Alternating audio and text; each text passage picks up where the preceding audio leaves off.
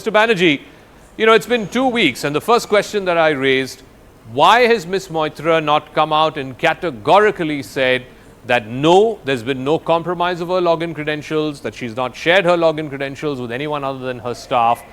That is the moot point in this entire thing, which she, so far at least, has not explicitly come out and denied. I think, Zaka, there are two ways of stating a statement. One is a very straightforward, blunt kind of a statement, like you were saying that I didn't do it or this did not happen. And there's another way where there's a hint of sarcasm. I think that cuts much deeper than a straight, blunt statement. And that is something Madam Moitra is quite renowned for. That element of sarcasm has been there in her numerous tweets after these allegations have come to surface. You can read through her tweets and you can see that she is not even concerned about these allegations being proved later in the ethics committee or even in a court of law. She is quite enjoying herself in Durga Puja. That is what her tweet said, and she has always welcomed the ethics committee investigation. No, but Mr. Banerjee, if I come and accuse you of something, right? Either you come out and say that, look, these charges are baseless because, I was here on such and such a date, or my login credentials were not violated. You put out the information which clearly shows that the accusation that I'm making against you is baseless. Ms. Moitra has not done that. Now you can say it's Ms. Moitra's word against against Darshan Hiranandani's, but the point is, it's very easy to find out if her login credentials were violated, and the NIC, I'm given to understand, will submit a report very soon on whether her login was used in Dubai and other places at times when she was not in those places. You're right, exactly. Therefore, she has very categorically maintained that I'll be answering before the ethics committee. She has not answered the questions of the media, and she has every right to do so. And if that not answering in front of the media is a crime in today's India, then just tell me, Honorable Prime Minister, how many open press conferences has he conducted? How many questions has he answered? Banerjee, I think you're missing the point. You're missing the point again. You're missing the point again. If I make accusations against you, your defense can't be, I'm not going to come in front of the media and clarify. You're a public figure. You're answerable. Forget about the media. You're answerable to your constituents. Of course, the constituents have chosen her, they have elected her, and therefore when the ethics committee summons her, she is going to answer, and you are going to report what she has answered. Okay, we hope so. Absolutely. Therefore, that she is not answering is not an argument. Priyanka Tribhuwal, so what Mr. Banerjee is saying is, it's one person's word against another. Mr. Hiranandani can say whatever he wants to say, but that's not the gospel truth. Mahua Moitra has her version of events. So why is the media, why is the BJP making it out to be such a big thing? Let the investigation happen, and let the investigation establish if she did indeed violate her oath as Member of Parliament.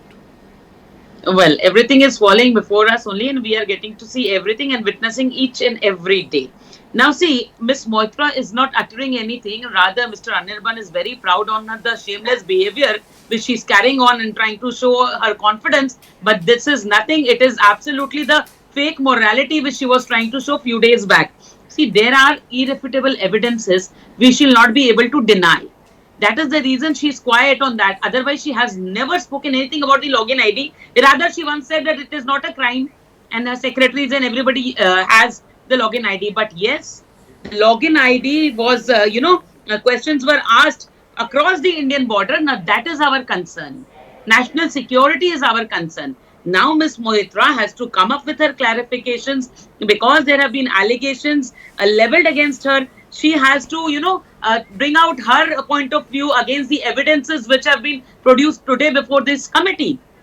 And after everything is looked into, if it is proved that she was wrong, then you have already said that what are the steps which this committee will take. Now, the clear thing is, Zaka, what I am trying to say is there are only two aspects involved in this. Firstly, the violation of ethics and immorality which is involved while sharing the login ID. That is what is about the ethics part. But the criminality part is when this login ID was shared in lieu of money. Now, this is where the aspect of money laundering is involved. This is where the aspect of, consideration of national security is involved, where it was compromised. Now, if this aspect is also involved, then it is definitely a crime for a parliamentarian to share that in lieu of money. So that part, ma'am, as you're well aware, is an allegation that's made by the lawyer Jay Anant. And like I said, he is an interested party here because he is an estranged partner of Mahua Moitra. It is a matter of investigation. An investigating agency has to go into this and prove if at all she got quid pro quo. Now, having said that, Nalin Mehta, I'm interested in two things. One, how easy or difficult will this establishing of a quid pro quo be? Because clearly the Parliamentary Ethics Panel is not going to be able to find that out. And two, more importantly, Ms. Moitra's defense in all of this has been, you investigate every member of Parliament, you will find that every one of their login credentials have been compromised. And the point that she says that, staff have the login credentials, I don't know where my staff is logging on and filing questions on my behalf from, and so on and so forth. Is that a convincing defense? So, 2 or 3 points, Zaka. First and foremost, I don't think the ethics committee can rule on the quid pro quo, because that requires a very detailed forensic investigation and all kinds of things which the ethics committee will not be equipped to do. But they can certainly suspend a membership. They can certainly, if they find wrongdoing, they can certainly recommend a much larger criminal probe and so on. What this does do is that it muddies, on the charge of crony capitalism. I think the real thing about this whole controversy is the politics of it. It muddies the water on that. Those who throw stones at others can't afford to live in glass houses. It puts a question mark on the credibility of Mahua Moitra, and there's a lot of politics behind that. As far as this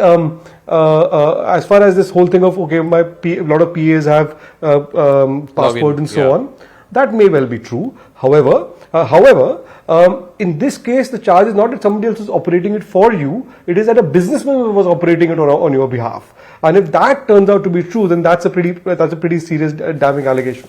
No, so Sanjeev Srivastava, and I'll come to that wall. Sanjeev Srivastava, I think the point that Nalin is making is this. If it is Ms. Moitra's contention, and she's said this on numerous occasions since this controversy went public, that the government, the BJP is targeting her because she's been asking tough questions on Adani. And her allegation against the government is very close to this corporate house. But in this case, she's given her login credentials allegedly to another corporate house. How is she any more different is the question that Nalin Mehta is asking. That if your whole contention against the government is they are promoting crony capitalists, then what was she doing? What were her login credentials doing in the hands of another capitalist?